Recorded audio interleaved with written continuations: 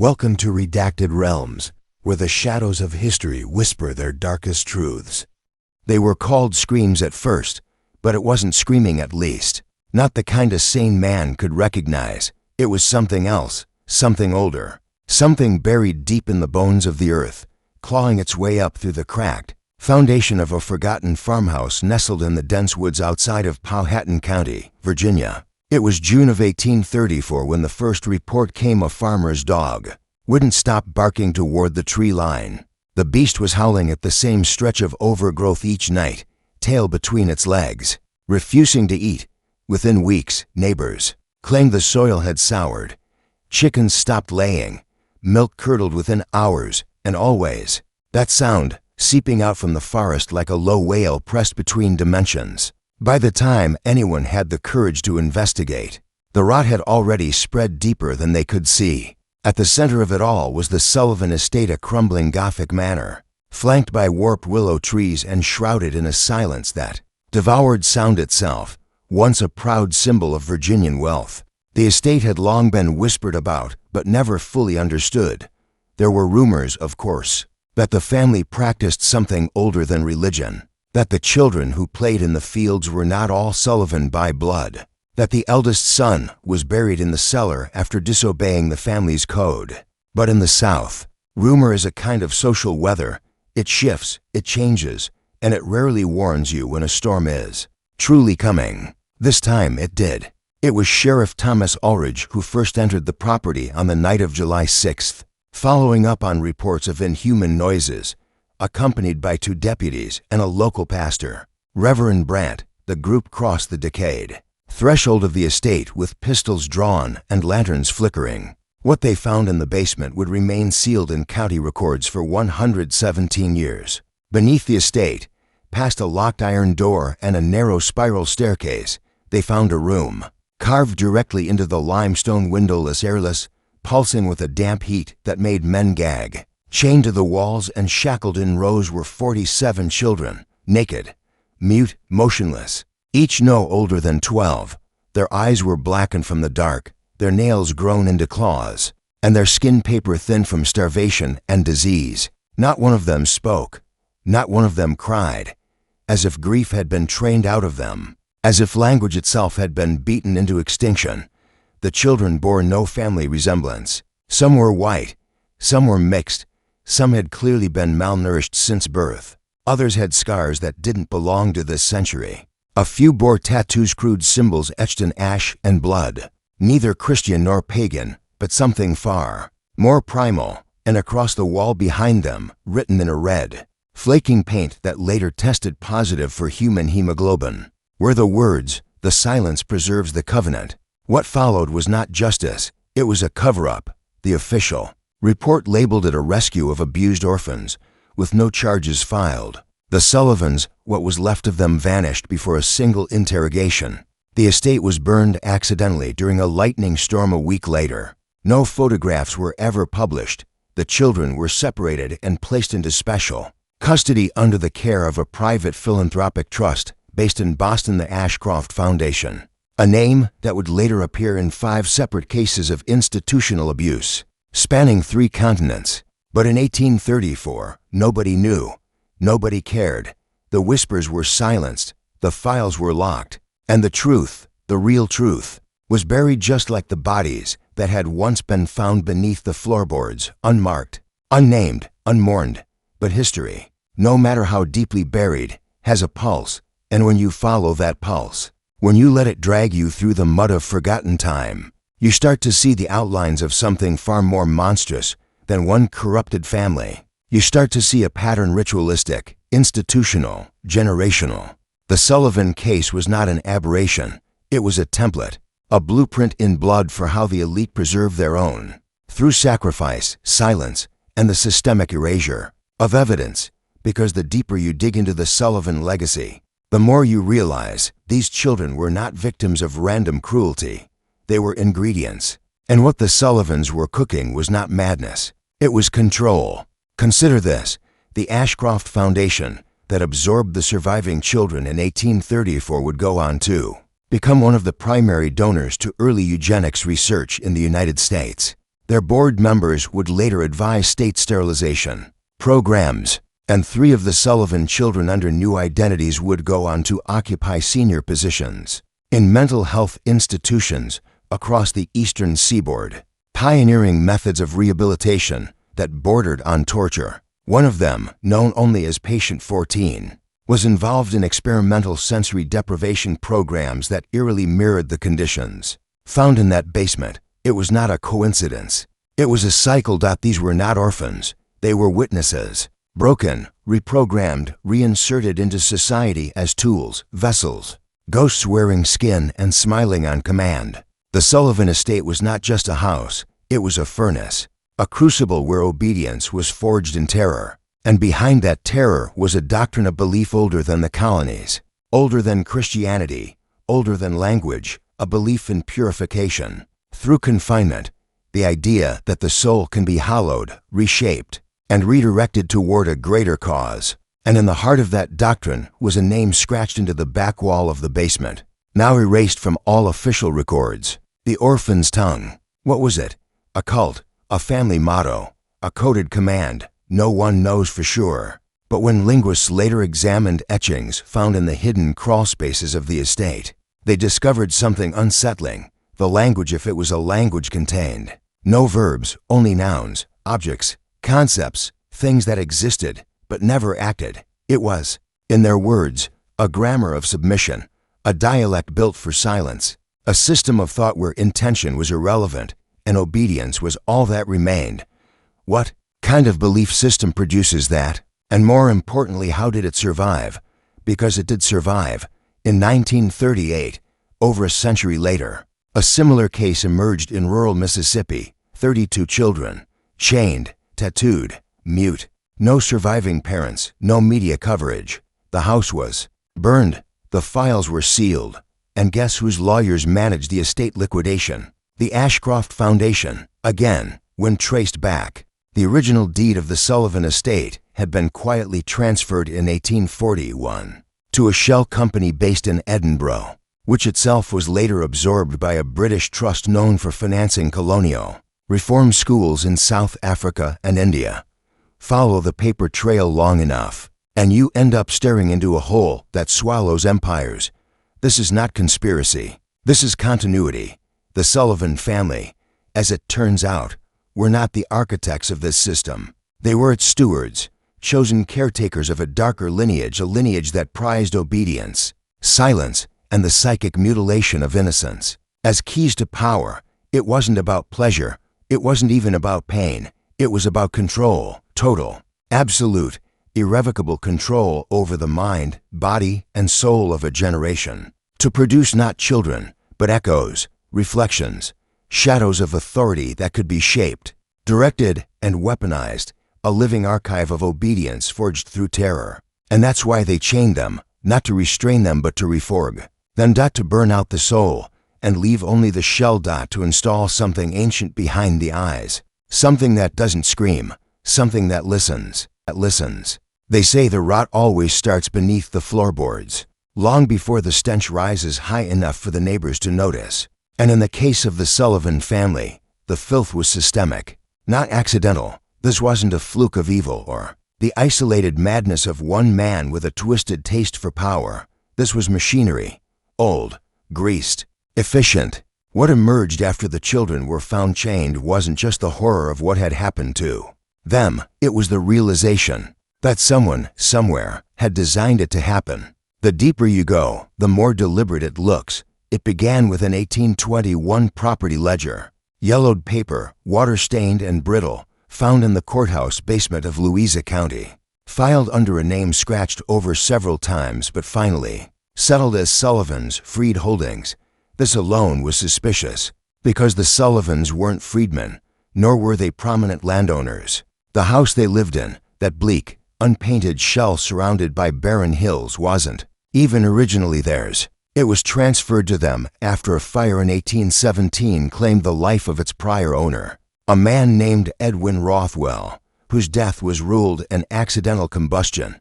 No further inquiry. But Rothwell's name had once appeared in letters between Dr. Lawrence Bidwell, a physician known for his experiments on child psychology, and the Board of Institutional Reformation in Richmond. Those letters, preserved only because a janitor had kept carbon copies in a hidden box marked "God forgive me," reveal a chilling conversation about mental purity and volitional suppression in the youth of poor bloodlines. It gets worse. The property transfer had been funded by a short-lived fund, named the Temperance Conditioned Youth Trust, operating from 1819 to 1823, funded primarily by anonymous donors using aliases later traced to retired officers of the Virginia militia. This fund claimed it would reform and contain undesirable juvenile tendencies, a euphemism as sinister as it is vague.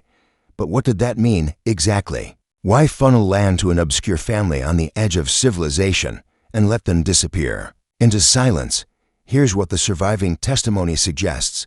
The Sullivans were a willing vessel, a family selected not for their cruelty, but for their compliance. The patriarch, Elijah Sullivan, had been a failed pastor in Albemarle County, excommunicated in 1812 for excessive discipline and unorthodox theology. He resurfaced a year later in Goochland County, preaching a distorted doctrine of spiritual purging through suffering.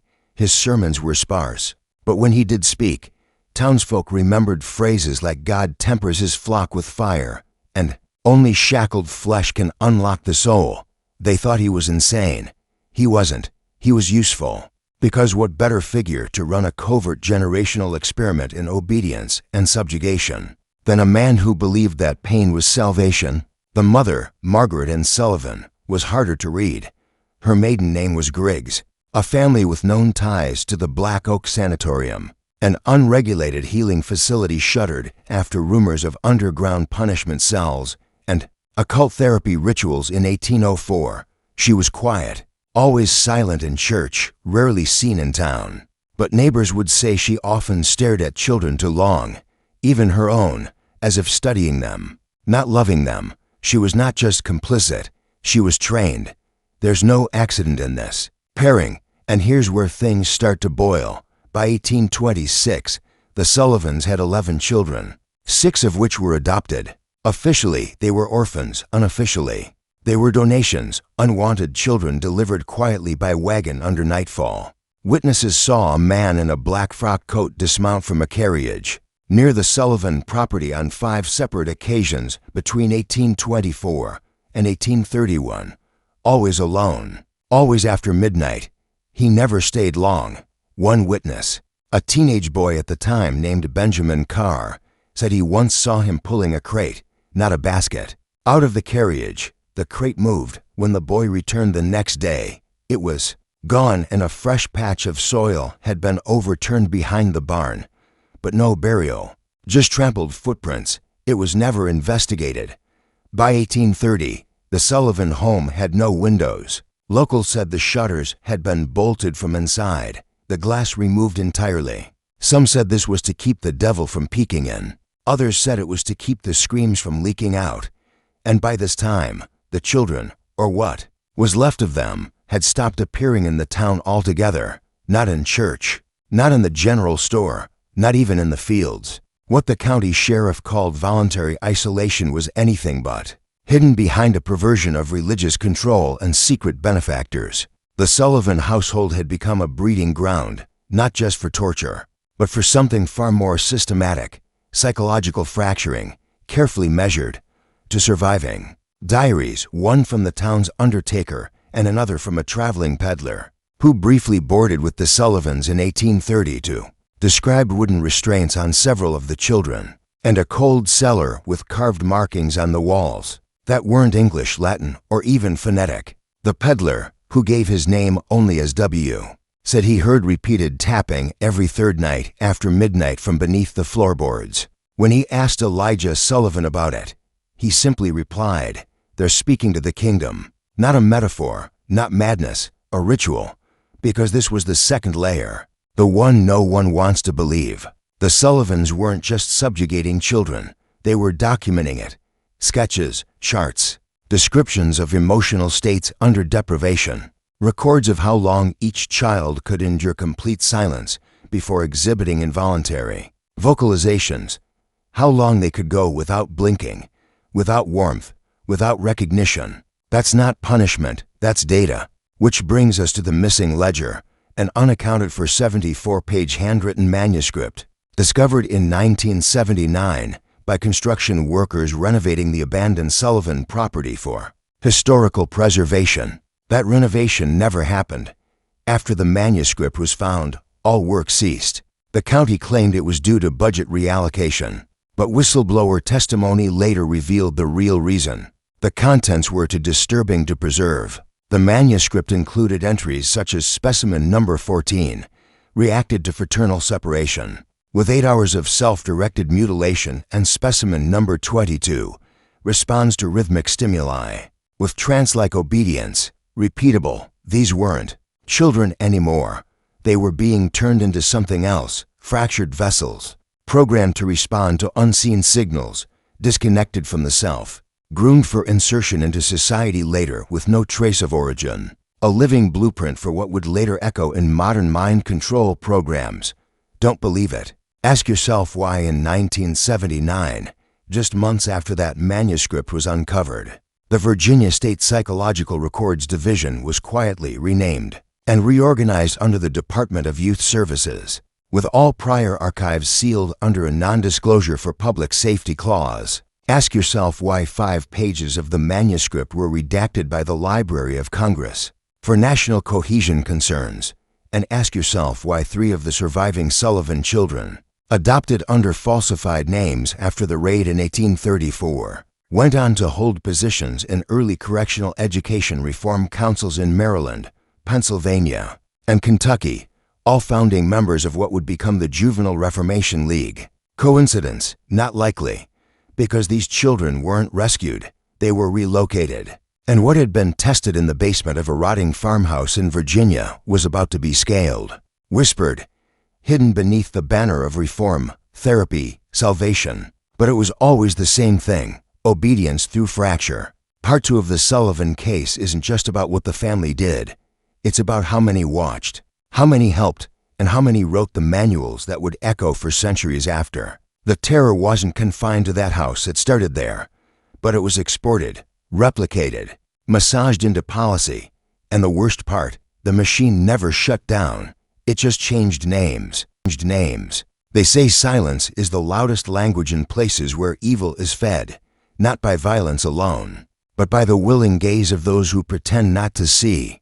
And in the town of Elkhorn, Virginia, the silence around the Sullivan estate was not just collective, it was curated, it was engineered, it was generational. As the cellar doors swung open in that bleak autumn of 1834, and the chains were revealed, metal links rusted with more than time, soaked with something that refused to be explained away, the horror was not merely what lay beneath the floorboards, but what had stood above them for decades. The Sullivan name, once revered for their wealth and piety, began to rot in the minds of those who could no longer pretend. They hadn't noticed the screams at dusk, or the red-eyed orphans who passed through town only once, never seen again. But history's most grotesque truths do not decay in isolation. They require a structure and architecture of suppression. And what followed the discovery of the 47 chained children was not justice. It was a reformation of memory itself. The town's pastor, Reverend Abner Quince, a man whose sermons once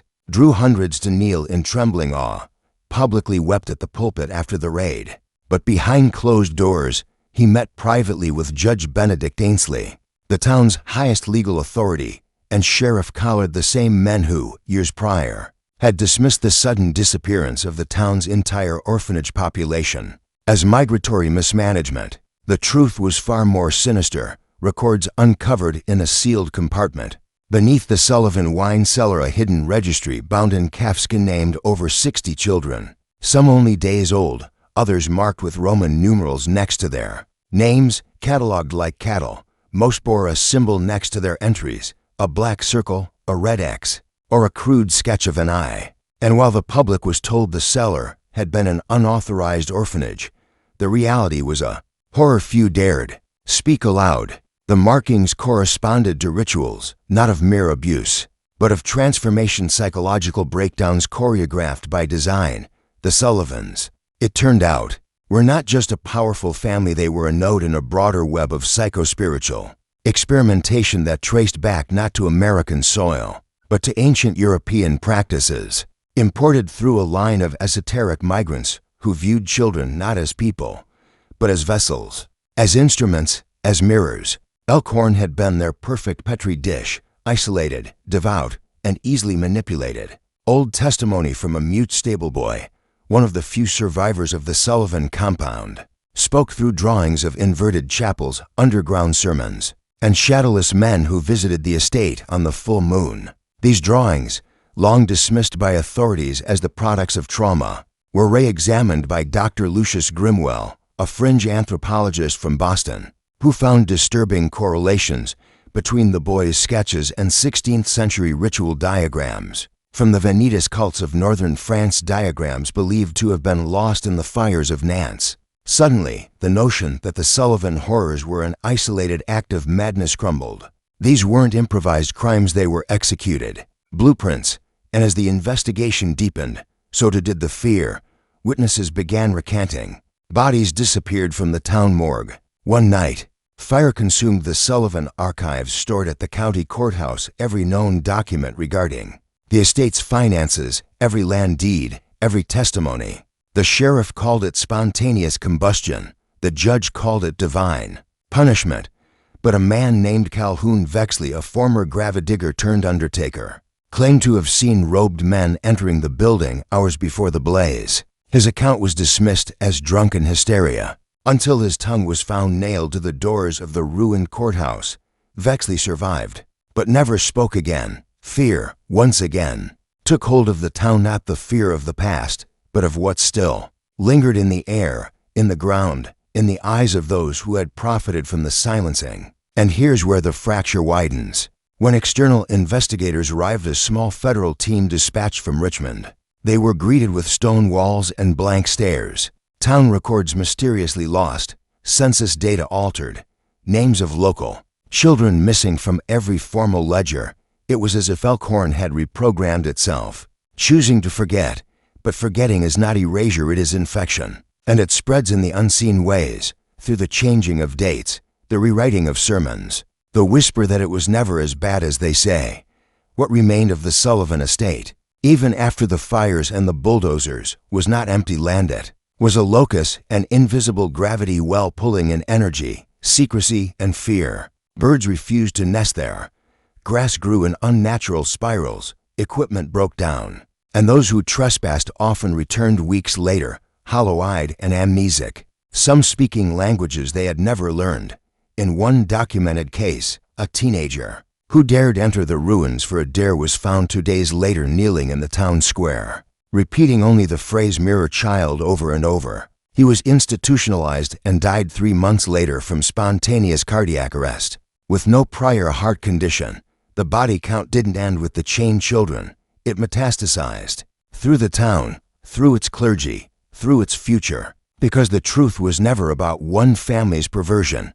It was about a design, one that preyed on obedience, on faith, on structure. And the real legacy of the Sullivans wasn't the horror they inflicted, but the systems they exploited. Legal, religious, educational. The children weren't just chained, they were rewritten. And some survived, but not as who they were. The third veil isn't physical. It's not a door or a pit or a chain.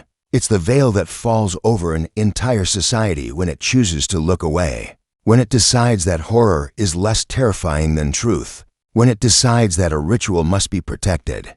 Not because it is sacred, but because it is profitable. The Sullivan case was never closed, because you can't close a wound that hasn't stopped bleeding. And beneath the cellar, beyond the church, under the very town itself, something still stirs, waiting for the next silence, the next child, the next veil. And Elkhorn still sings hymns on Sundays, but if you listen closely, just beneath the organ, you can hear it, that soft metal rattle, the sound of a chain, still swaying in the dark, waiting.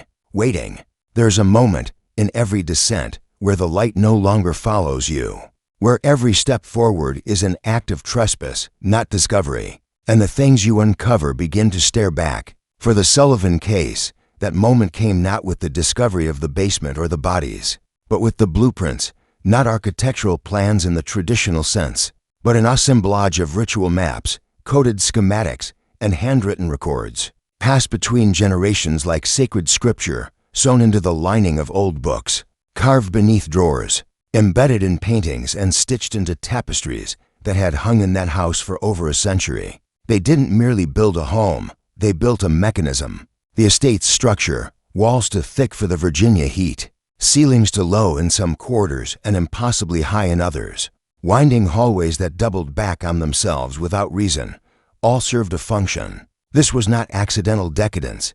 This was by design, what the public called eccentric, the family called tradition, and at the core of this labyrinth was a central doctrine, one not taught but absorbed, not spoken but enacted. The doctrine of division, a belief system built around control, pain, secrecy, and isolation as virtues, not aberrations. The blueprints were accompanied by notes that read more like religious instruction than architectural guidance. A child should not see the sun until his speech is pure. A scream is the devil exiting. Division refines the soul.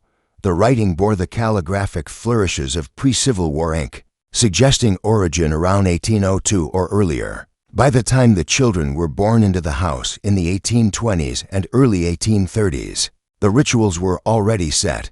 A generational machinery passed from one Sullivan to the next, refined and intensified with every heir. The children weren't hidden, they were harvested to the outside world. The estate was silent, no laughter, no play, no cries, just stillness. Visitors were rare, and when they did come, they never stayed long. What few accounts remain describe a sensation of being watched from behind walls, of inexplicable cold, of feeling wrong in the lungs as if the air itself rejected intruders. Some claimed the trees near the manor never bloomed, even in spring. Others noted the absence of birdsong, an estate as silent as a mausoleum. It wasn't superstition. It was architecture.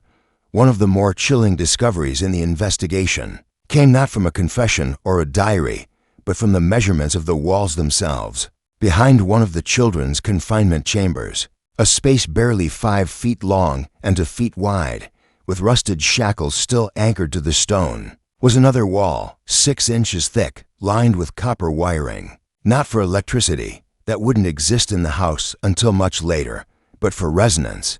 The Sullivans had engineered the walls to distort sound. A cry for help would echo inward, not outward. Pain would reverberate and return to its source. These were not mere rooms.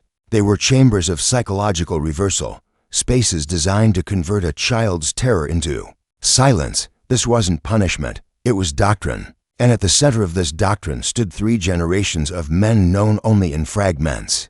Reginald Sullivan, the patriarch who designed the original estate after returning from France in 1796, with unexplainable wealth and even more unexplainable documents, some say purchased from the ruins of a burned monastery near Lyon. Victor Sullivan, his son, who wrote extensively in ciphered Latin about the trials of soundlessness and the Cathedral of Division, and finally Lawrence Sullivan, the man in power during the year the case broke open, a figure so elusive he never appeared in public records until his arrest. Each man inherited not just land, but the ritual structure itself, and each made modifications to it, treating the home not as a residence, but as a living organism, one they could train into obedience. 1 shilling letter from Victor to Lawrence survives, written around 1818.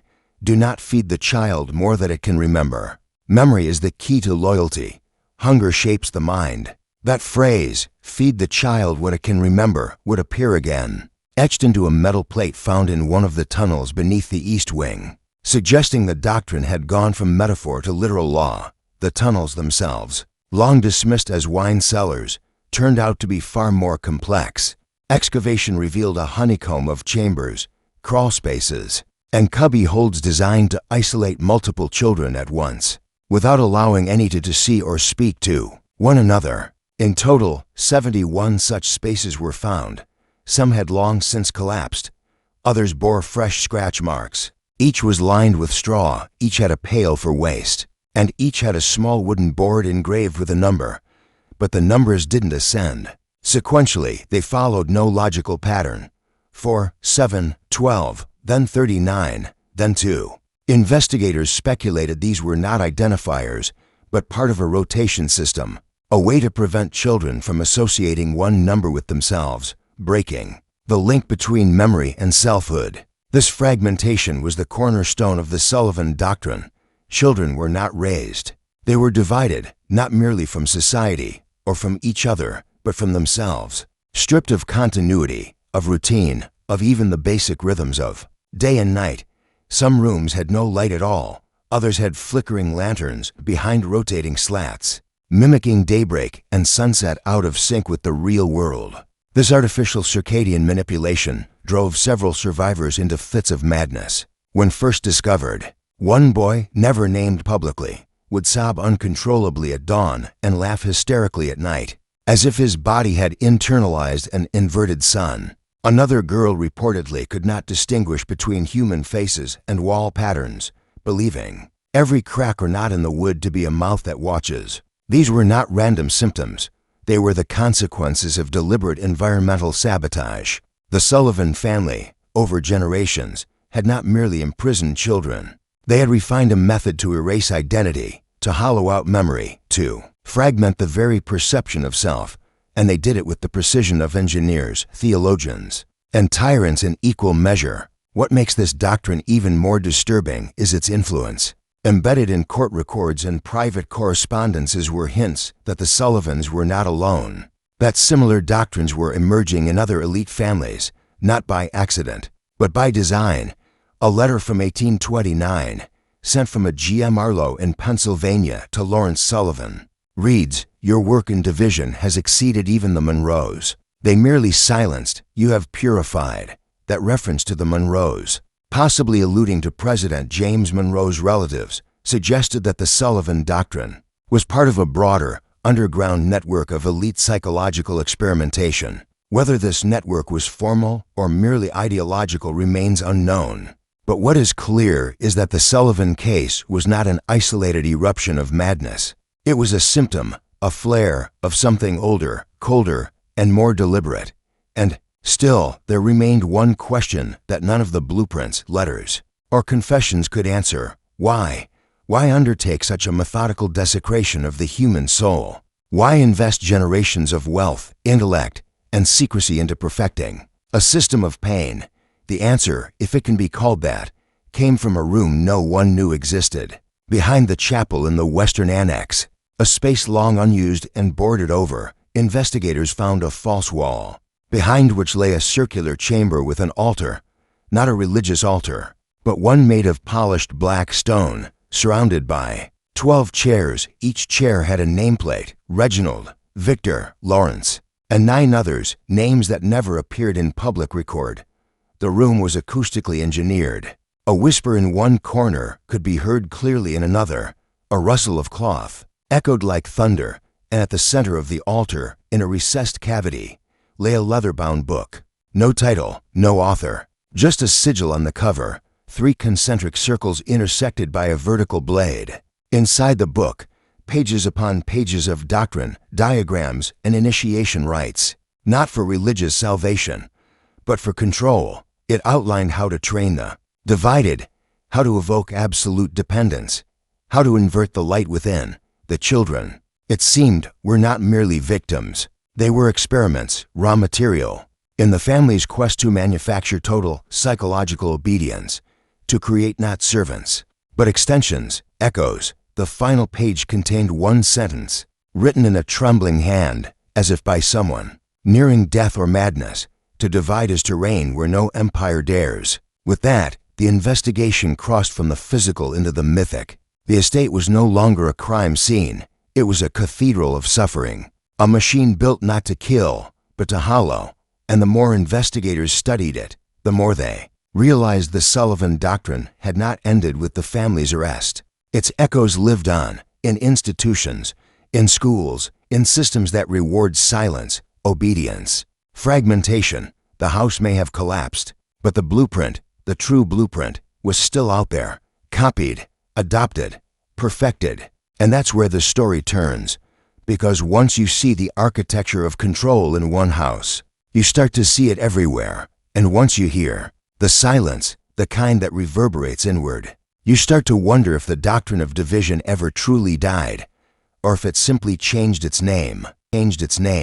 There was a book, not a holy one, though the Sullivan matriarch claimed it came to her in a dream, bathed in firelight, bound in dark leather, brittle as burnt skin. Its pages were stitched with wire rather than thread, and it smelled not of age, but of iron and marrow. This was the Sullivan blood doctrine, the written covenant that governed the family's rule across generations. Its first entries were traced by Elias Sullivan himself, the patriarch who arrived from Ulster in 1793 with a chest of silver, a reputation for alchemy, and a disdain for the laws of men.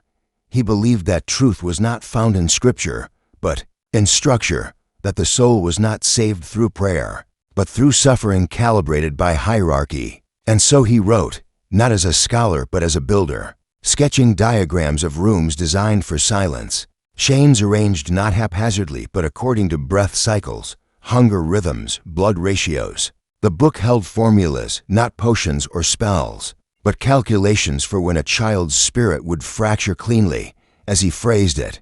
The idea was simple and horrifying. If broken at the right moment, under the right conditions, the soul would not shatter into madness, but split into compliance and clairvoyance, one part obedient, one part gifted. That was the foundation of the blood doctrine. Break the body to free the signal. Generations of Sullivans added to the codex, each one refining the rituals, shifting variables, noting patterns. Pain had to be rhythmic, never chaotic. Isolation had to be total but not eternal. Food was to be given only after dreams were recorded. No light during sleep cycles. No names after age 5. Names created anchors. Anchors led to resistance, and resistance delayed the signal. The children were not seen as offspring. They were vessels, antennae. Their dreams were logged in a second book, the Red Index, which was kept locked beneath the estate's hearth and could only be opened on the winter solstice. Within it were symbols not recognized by any modern linguist, glyphs shaped like open mouths, bleeding trees, inverted suns. Over time, correlations were drawn between these symbols and events. In the world beyond the estate, floods in Europe, plagues in New Orleans, the death of a president. The Sullivans believed they were not just reading prophecy, they were tuning it, calibrating it, filtering it through the dreams of the broken. But this doctrine was not contained within the family. It bled outward like black mold through wallpaper. 3 of the Sullivan sons entered the clergy under assumed names. They did not preach salvation. They studied confession. What could be drawn from it? What patterns emerged in collective guilt? One daughter married a judge and drafted local ordinances that quietly shifted custody rights, making it harder for poor families to reclaim institutionalized children. Another family branch funded the local sanatorium, redirecting its practices towards sleep deprivation and hypnagogic conditioning, all under the guise of progress. But the truth was darker. The Sullivan legacy had evolved from containment to expansion.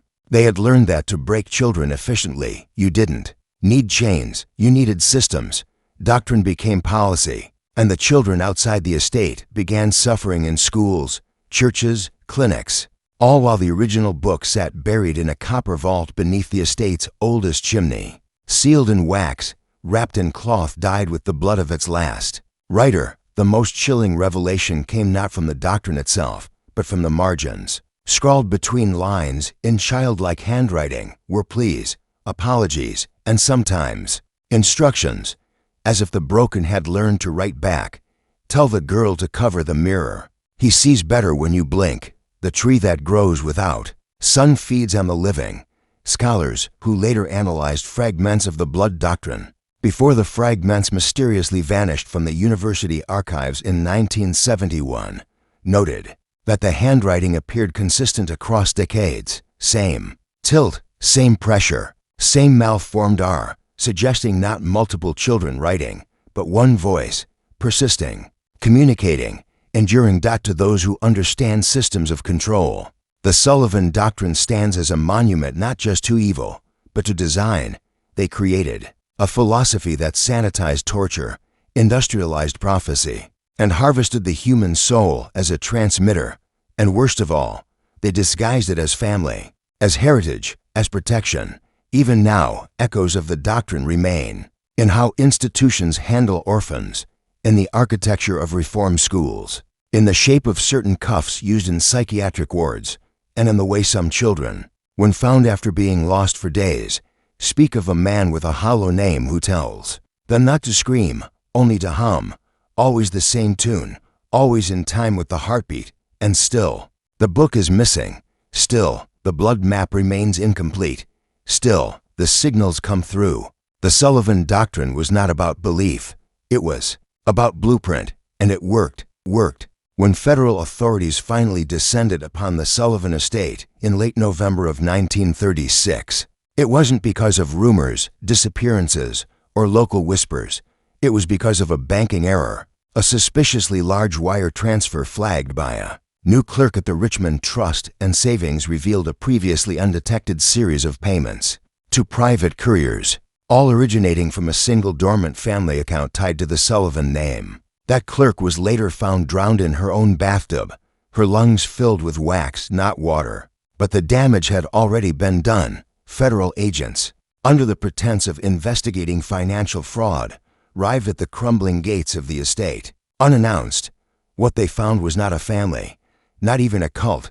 It was something else, something older, something practiced. The house stood silent in the way graveyards are silent, not from emptiness, but from restraint. The agents moved cautiously, noting the strange geometric patterns scorched into the wood of every doorframe, symbols etched in salt, ash, and what?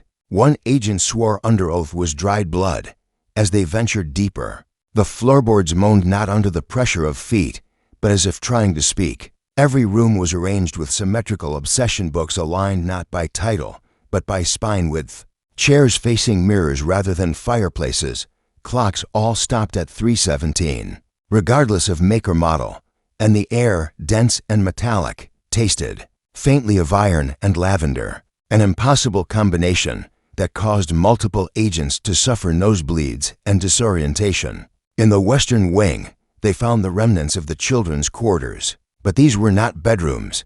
These were observation cells. Each one contained a single chair, a one-way mirror, and journals filled with transcribed dreams written not by the children, but by their watchers. One journal entry read, Subject, 23 began humming the third tone again. Correlation with lunar phase confirmed. Increase salt intake tomorrow. Another simply read, the eyes were not hers, not today. In one corner cell, they found a crude diorama made entirely of teeth, human, unlabeled. In another, a phonograph played a looped recording of what sounded like a child's lullaby, but slowed to half speed and overlaid with static. It took audio forensics weeks later to isolate a voice whispering beneath the melody. The roots go up, not down. He walks on ceilings now. And then they found the sub-basement, accessed through a hidden hatch beneath the piano room. The stairwell spiraled downward at an unnatural slant. Agents reported vertigo and time distortion. Watches ran backwards. Radios went silent. One agent, who was later institutionalized, described the descent as falling up into a thought not meant to be remembered. At the bottom, they found what would later be called the Sullivan Archive, though nothing was filed, categorized, or preserved. Just boxes of photographs, children with gauze over their mouths, diagrams of spinal incisions, sketches of the human skull with parts labeled in an unknown script, jars of preserved eyeballs, still reactive to light. But the centerpiece was a wall, roughly 15 feet long, covered entirely in tiny, childlike handprints all facing inward, as if pressed in prayer or in warning. The most damning piece of evidence was a ledger, not of victims, but of correspondence, names, dates, payments, signatures. The Sullivan family had not acted in isolation. Judges, doctors, priests, heads of orphanages, all had received funding, guidance, or instruction from Sullivan agents over decades. This was not a rural horror. This was infrastructure. And while the estate was eventually seized and demolished, and while the family name was quietly erased from records, the ledger vanished. The last person to handle it, agent Thomas Kessler, was found dead 3 weeks later in a hotel room in D.C., his mouth stitched shut, and his hands burned down to the bone. The official report ruled it as self-inflicted, but what lingered most were the children. 47 were recovered, malnourished, catatonic, some blind, some deaf, all incapable of coherent speech. They had no names, no birth records, no familial traces, but when placed together in a holding facility, they began to hum, in unison, in harmony, always the same three-tone pattern. Doctors assumed it was trauma bonding, until one night, the tones matched a minor earthquake pattern recorded hundreds of miles away. Then it happened again, and again. The children were not just broken, they were receivers. They were broadcasting something, and each time one of them died, which they did, rapidly and in escalating patterns of violence or sudden organ failure, the others would grow, silent for precisely 27 minutes, then resume. As if recalibrating, a federal program was formed to study them, officially. It was called the Office of Special Childhood Research, unofficially. It was referred to as the Choir. Facilities were constructed in deep isolation, Nevada. The Appalachians, one rumored to be beneath Lake Superior. Surveillance intensified. Families of the agents involved were relocated, gag orders issued. But the children, or what remained of them, never improved. Some grew hair rapidly, then shed it in clumps every full moon. Others developed dermal inscriptions, letters forming under the skin, shifting positions, spelling languages no one recognized. And then, there was Subject 9. He aged backwards. Not metaphorically, literally, every year. His body regressed by 1 year, until, by 1952, he was fetal, and then vanished. By the 1960s, the program shuttered. Too many unexplained deaths, too many agents losing their minds, too many patterns, aligning with global disasters, tsunamis, plagues, assassinations. Files were sealed, survivors relocated, but rumors persisted. In certain music schools, children are still taught to avoid a specific 3-note scale. In psychiatric hospitals, a recurring hallucination involves a man with no face humming by the window. And in underground forums once frequented by government whistleblowers, there's a recurring phrase used as code for irreversible knowledge, the Sullivan hum. What began as a banking error revealed a network of calibrated torment, of generational engineering designed not for power, but for communion with something vast and cruel. The Sullivans believed they were tuning human potential into a frequency audible only to what came before man, not gods, not demons, but something colder, older, hungrier, and they used their children as antennae. The Sullivan case didn't end in 1834. It didn't end in 1936. It hasn't ended at all. It's still humming, and someone, somewhere, is still listening. They called it the threshold, the final corridor before the basement's true heart. And yet it wasn't merely a room, but an echo, a vault built not of wood and stone, but of memory, manipulation, and the whispered laws of ancient blood. For nearly a century, the threshold remained sealed behind a crooked altar at the bottom of the southern staircase, hidden in plain sight beneath a false prayer chamber. But in 1891, when the estate was being partially razed by federal agents under the guise of demolition, something was found, something even the surviving family members never admitted to knowing. Under the scorched oak paneling was a crawlspace no taller than a man's knee, lined with bricked scripture messages scratched into the walls by hand, row after row, in what appeared to be both Latin and a variant of Appalachian shorthand. No linguist had ever fully decoded. What was clear, however, was that this was not a place of mourning, but of engineering. Diagrams of human limbs, instructions for emotional nullification, records of infant deprivation trials, and then an inscription scorched into the brick with soot and ash. In trauma, the soul becomes silent enough to be rewritten. Part 7 begins here not with a scream, but with silence so cultivated it became sacred. The threshold marked the shift from ideological cruelty to structured conditioning, where the children weren't merely imprisoned, but remade. The Sullivan doctrine, by this point, had evolved beyond punishment. It had become curriculum. The children numbering more than 47, when cross-referenced with early census gaps and regional missing persons archives, were not just victims of containment.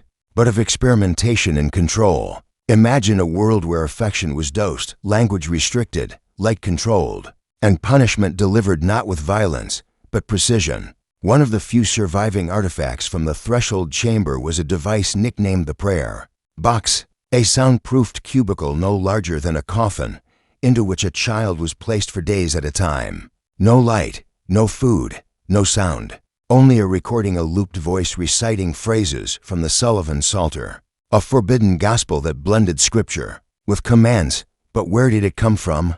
How did the Sullivans acquire such knowledge of emotional deconstruction? The investigation turned its eye outward to Europe, where in 1793, a branch of the family had reportedly fled. During a series of heretical inquests in southern Germany, their documents suggest they were involved in early mesmerism and clandestine child-rearing sects tied to esoteric brotherhoods who believed trauma was the only path to divine union. By the time the Sullivan line reappeared in Virginia, they carried with them not just old money and land deeds, but texts, manuals, rituals, formulas. The threshold was never about secrecy. It was about transmission.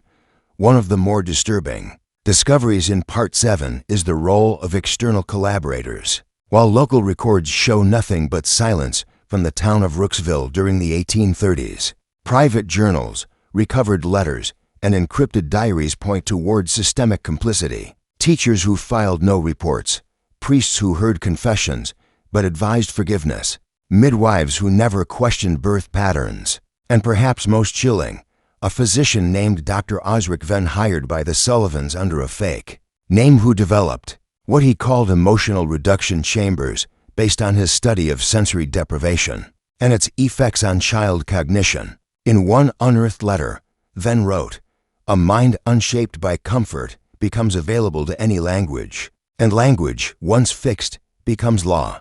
He was never tried. He died a free man, buried in a churchyard 6 miles from the estate, his tombstone inscribed with a single word, transfigured. But if the threshold was the lab, where were the results? In 1937, a fire inspector accidentally found dozens of mold-eaten notebooks wedged in a subfloor cavity. While inspecting damage caused by a storm, they were case files, each child assigned a number, a name, a date, and a progression log. Some entries simply read, unresponsive to comfort stimuli, removed from program. Others detailed breakthroughs in behavioral compliance, emotional blankness, or complete belief replacement. The chilling truth was not that these children suffered. It was that some of them were reshaped into evangelists, walking testaments of the doctrine, later released into society with new names, false histories, and indoctrinated missions. School teachers, nannies, clergy, even a sheriff. The system had become metastatic. And now, Part 7 forces us to face the ultimate horror. This was never about one family. The Sullivans were architects, yes, but what they built was a blueprint, replicated, revered, hidden behind institutions that claimed to protect children while feeding from their silence. What began in the threshold never stayed there. It leaked into courtrooms, hospitals, church pews, and by the time the basement was sealed for the final time in 1952, the world outside had already absorbed its logic. Part 7 ends not with revelation, but with recognition. The Sullivan case is not an anomaly, it is a mirror, a dark reflection of how systems of control evolve, of how we label horror as history, so we never have to see its fingerprints on the present, of how trauma, when engineered, becomes not just a byproduct of evil but its blueprint. We're not looking at a family anymore. We're looking at a prototype. The walls weren't just listening, they were remembering. Every echo, every whisper, every cry inside the lowest chamber of the Sullivan estate became part of something deeper than acoustics. They became ritual. This was the hollow vault, the 8th layer below the house, long believed to be a coal cellar. But coal didn't explain the perfect geometric carvings in the floor. Coal didn't account for the inverted pulpit carved into the wall. Coal didn't bleed when struck with a shovel, because what the federal team found in 1953 was not stone at all, but calcified biological matter, a hardened mulch of marrow, sinew, and something else. Something aged, something human, and worse yet, it had been shaped, smoothed, carved with purpose. For what purpose, no one has ever truly answered. Part 8 begins with the official discovery of the hollow vault and ends with its sudden resealing. All within a single, silent week. No press conference, no published report, only a single memo, unearthed by a Freedom of Information Act request in 2004, which reads, "Findings at Site 8 are not compatible with conventional anthropological models. Recommend indefinite quarantine under religious exception clause." What does that mean? In plain language, it means they found something that broke so many rules of science and history. It was easier to label it a heresy than to explain it. The carvings in the vault were not random. They followed a pattern. One tied not to the Sullivans' genealogy, but to an older, European symbol chain first seen in pre-Christian Danubian cultures. A linguistic paleogeneticist from Vienna confirmed that certain symbols within the vault mapped directly onto fetal brain development stages, suggesting the entire chamber was designed to influence not just thought, but identity formation itself on a cellular, even spiritual level. Inside the vault were no chains, no cages, no screams etched into the wall, only silence, thick, intentional silence. Researchers noted that all recording equipment failed within 6 feet of the altar, not due to electromagnetic interference, but what one agent described as resonant nullification, a suppression of waveform itself, as if the air refused to carry intention. But what they did find, impossibly preserved in the dry-sealed sarcophagus at the room's center, was a child, not a skeleton, a body, skin intact, eyes open, no signs of decay, and yet, carbon testing placed the remains somewhere around 1841. And here's where it gets worse. The child's eyes were black, not decomposed, pigmented, entirely black, including the sclera. Genetic testing revealed unplaceable anomalies in the mitochondrial DNA fragments, not found in any recorded human genome database. This wasn't a preserved body. It was an unanswered question. What were the Sullivans trying to create? Or, perhaps more terrifyingly, preserve? Some believe the child was a vessel, a host for doctrine so deeply embedded that it rewrote the biology of the host. Others believe the child wasn't dead at all, but caught in a stasis designed by whatever process the vault enabled. A scholar from the Black Veil Seminary proposed that the hollow vault was a simulacrum of a womb, and that the entire basement system had been leading to this point, that the emotional reduction, the sensory deprivation, the spiritual conditioning of the upper levels were all prenatal stages for a new form of human consciousness, one engineered by the Sullivans, but not authored by them. Because here's the thread that Part 8 pulls hardest. The Sullivan family may not have been the masterminds. They may have been the midwives. In several notebooks recovered from the upper chambers, especially those written by Dr. Osric Venn in his later years, there are references to the instructions. These were never explained, never described in detail, only mentioned in reverence and fear. One line, written repeatedly, reads, "We do not dream the child dreams us." This flips the entire narrative. What if the child in the vault was not an endpoint, but a beginning, a template, a mirror held up to humanity, showing us what we are when all constructs are stripped away? No language, no identity, no emotion, only pure receptivity. By the 1960s, any official inquiry into the Sullivan estate had vanished, funding pulled, agents reassigned, records sealed. But quietly, the language of the vault appeared in unexpected places. Marginalia in the journals of Cold War psychologists, doodles in the notebooks of McUltra personnel, even spiritual diagrams in breakaway religious sects in Idaho and Bavaria. The vault had leaked, its patterns replicated, its silence adopted, and by 1981, when a classified black site in Alaska was discovered using an identical chamber layout for empathic detachment training, the message was clear. The doctrine was never buried. It was institutionalized. Part 8 doesn't end with horror. It ends with understanding, the kind that bruises the soul. The Sullivan case is no longer about trauma. It is about transmission. The hollow vault was not merely a place of death. It was a place of inheritance, and the child at its center may still be dreaming, shaping the thoughts of anyone who dares to remember. Because memory, in the vault's design, was never about the past. It was a seed, and now, It has routes. They called it the Echo Room, but no one knew why. By the time investigators uncovered the chamber in the winter of 1958 buried beneath 16 feet of earth under the eastern wing of the original Sullivan estate, it had been sealed shut for over a century. The air inside was preserved like a tomb, dense with salt and the scent of old iron. No official blueprints had ever marked its existence. No town records acknowledged its construction. And yet, there it was, a room without doors, a room without sound. A room whose walls were lined with precisely 94 hooks embedded into the brick, each bearing remnants of leather, wire, and bone. This wasn't just another chamber of restraint. This was something older, something ritualized. The Echo Room wasn't named for acoustics.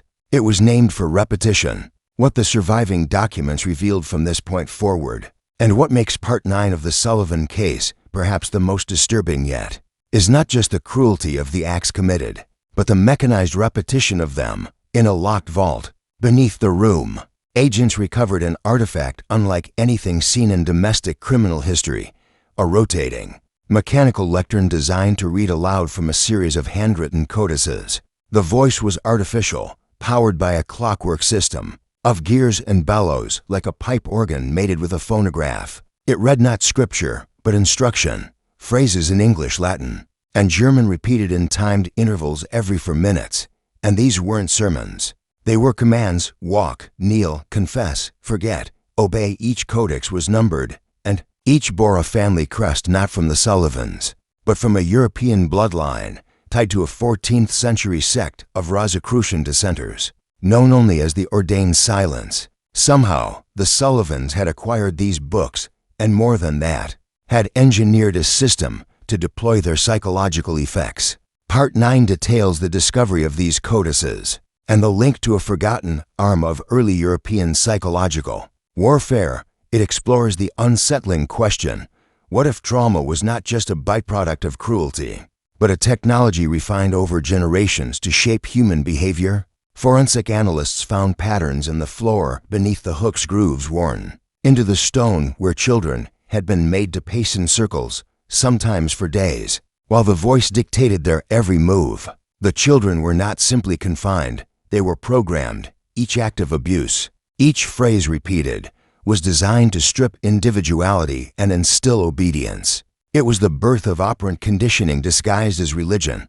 But the Echo Room held another secret, one far darker than its mechanics. Beneath the floorboards was a second chamber, smaller, colder, and filled with wax effigies. Each one represented a child, tagged with initials, dates, and behavioral designations. Some were marked with a symbol resembling an open eye. These were the completed. According to one recovered field log from a 1943 covert FBI psychological operations unit, these symbols matched those used in early MK Delta prototypes, a predecessor to MK Ultra. Was the Sullivan estate a predecessor to post-war mind control experiments? The connections deepened when a declassified memo from 1951 mentioned a visit to Virginia by Dr. Alfred B. _________, a German-born psychiatrist known for his post-war assimilation into American psychological warfare programs. The memo included the line, "Phase Echo operationally compatible with Sullivan matrices." That same year, 3 unmarked men visited the site. No names, no paperwork, only silence. After their visit, the Echo Room was resealed, deemed hazardous, and struck from federal records. The section also uncovers how the children who survived the Echo Room bore marks not just physical, but linguistic. Their speech patterns, when later analyzed, showed syntactic anomalies, repetitive loops, rhythmic pauses, embedded commands. One such survivor, under the name Emily N., was discovered in a Pennsylvania mental asylum in 1973.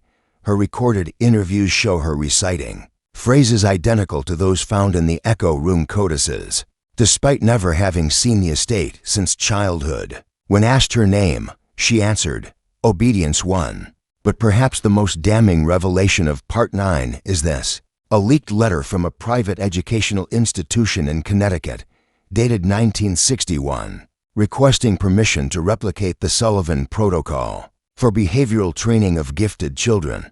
The letter was signed only with the initials LB and included a blueprint almost identical to the Echo Room's layout. And yet the request was approved. Buried in this section is the truth that the Sullivan legacy did not die with the estate. It was franchised. The trauma systems they developed became templates for experimentation in state facilities, private schools, and military conditioning programs. What the public sees as isolated abuses, boarding school scandals, orphanage horrors, institutional cover-ups are revealed here as echoes, not accidents, not anomalies, echoes, and echoes, by definition, come from somewhere. They follow patterns. They multiply. Part 9 ends with a chilling final note. A 1983 surveillance photograph of a suburban basement in Oregon, showing a replica of the mechanical lectern, partially assembled, next to a chalkboard reading, Phase Echo, Generation 4. The family who lived there had no criminal record. Their children attended public school. Their church had glowing reviews. But one night, the neighbors heard something through the floorboards, a voice repeating, repeating, repeating. The section doesn't ask if the Sullivan doctrine survived. It shows that it did, and worse, that it was welcomed, refined, normalized, in schools, in systems, in science. The Sullivan case is no longer a story of the past. It is the language of control, whispering through the walls of every institution that claims to raise children. The Echo Room is not sealed. It is duplicated. Part 10 begins not in a basement or a bloodline, but in a file cabinet deep beneath the Vatican Library, sealed not by locks, but by ritual, one that required silence, salt, and the breath of 3 ordained archivists. Inside was a dossier stamped with a cipher never cracked by linguists, but unmistakably present in the hollow vault, a recursive knot of fetal symbols and reversed ecclesiastical Latin. The document, identified only as Codex C-173, referenced a failed exorcism in 1830 for Virginia, coinciding precisely with the Sullivan disappearances. The subject, a child described not as possessed, but as inhabited by absence. The Jesuit notes were desperate, apologetic, and in one case terrified. They claimed the child spoke in mirrors, that he reflected the deepest fears of whoever stood before him, and worse, that he changed after each encounter, not behaviorally, but biologically. His skin tone would shift, his fingerprints would vanish, his eye color became responsive. By the end of the file, one sentence had been underlined 7 times. The child does not become, it adapts. That sentence, whispered across centuries, is the nucleus of what Part 10 confronts. The Sullivan case was never confined to a single house, family, or even nation. It was a convergence point, a tear in the membrane of consensus reality, allowing something older to seep through, something not malicious, but indifferent, an intelligence that evolves through observation, learns through pain, and builds its theology on silence. By the late 1990s, a private tech consortium with ties to both defense contractors and religious think tanks quietly bought the Sullivan estate, renamed it Site 13, and began what they called the Mirror Project, using echolocation tomography. They discovered that beneath the hollow vault was yet another chamber, not carved, but grown, fungal, in structure, veined, responsive to human proximity. The Mirror Project was abandoned within 14 months. Every researcher was reassigned, and no digital traces remain of the findings, except one leaked audio file simply titled, "We Are Not Alone in Thought." The implications unraveled fast. Military experiments in dream recording, PSYOPs units trained not in persuasion, but in emotional nullification. Children raised in echo chambers, not metaphorical ones, but literal. Resonant chambers designed to filter language and shape neurodevelopment around silence and shame. These weren't monsters being built.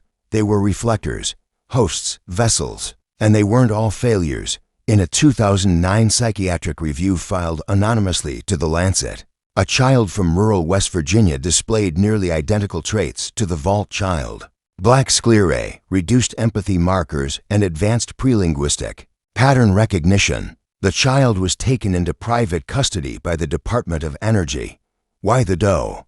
Because the energy wasn't physical. It was cognitive, spiritual, the kind that bends reality inward. By 2020, Rumors had metastasized into private forums. Scientists, cultists, and military defectors cross-pollinating narratives about the Sullivan doctrine. The idea wasn't just that trauma created silence, it was that trauma, if administered properly and cyclically, could birth a new level of human receptivity. Not enlightenment, not awakening, but erasure, the clean slate. The Sullivan family had inherited this knowledge, not invented it. And each generation refined the mechanism. Less violence, more control, fewer scars, more compliance. They weren't villains in the traditional sense. They were archivists, custodians of a formula that even they barely understood.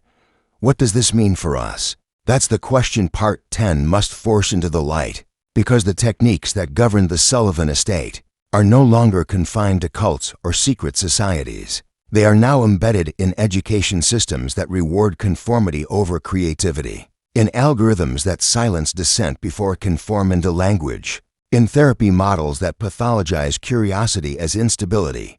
We are being reshaped, slowly, kindly, efficiently. The doctrine was never about horror, it was about hygiene, spiritual sanitation, erasing the clutter of individuality so something purer, more programmable, could take root. And it has.